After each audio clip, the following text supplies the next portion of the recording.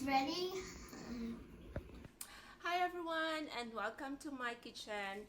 So for today's vlog, magluluto tayo using an air fryer.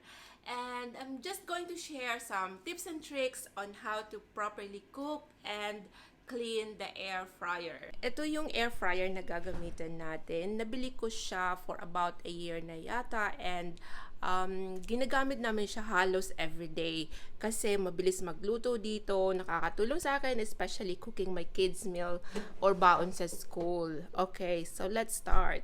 Ito muna yung uunahin kong i-try lutuin sa air fryer. And at the same time, meron din tayo ditong chicken tenders, paborito na snacks ng mga anak ko. And at the same time, liempo. So let's try to cook liempo sa air fryer. So according to instruction, bake in a preheated fan forced oven for 30 to 35 minutes.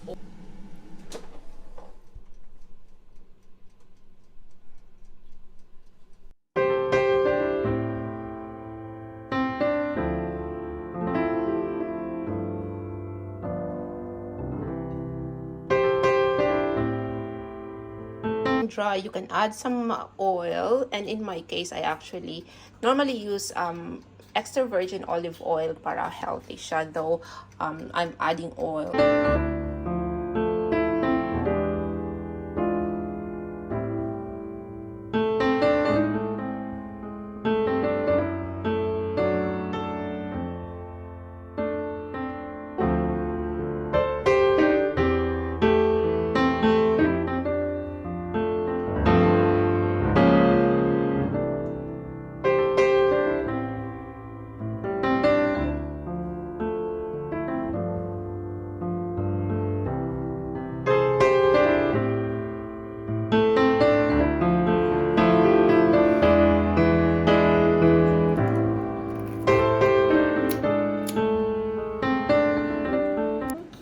I'll taste this.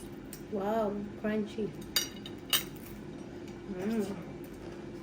It looks so crunchy. Where's It's so Joey, crunchy. Mom?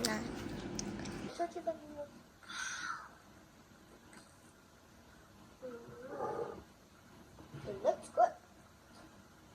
And yummy too. Take the fire on me, Mom. Ah!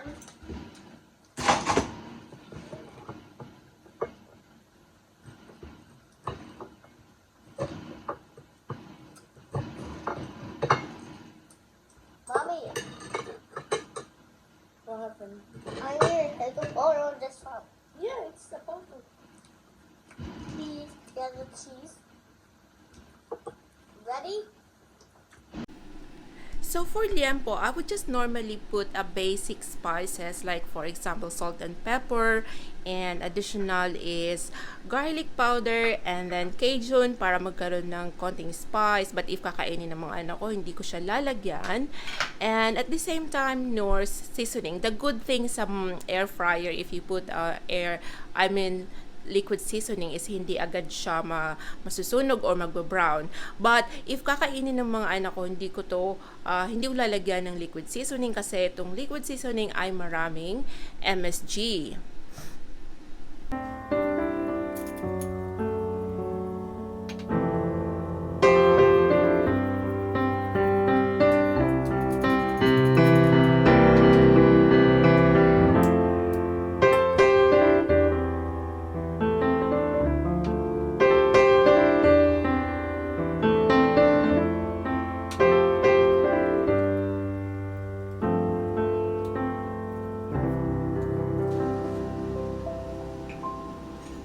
Another secret ingredient para malambot daw yung karne, sabi ng asawa ko, is to add a sprinkle of vinegar.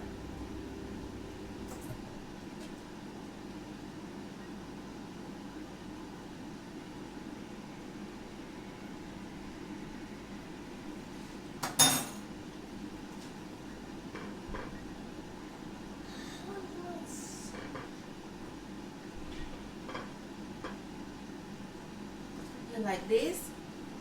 Mommy, we're making. It's for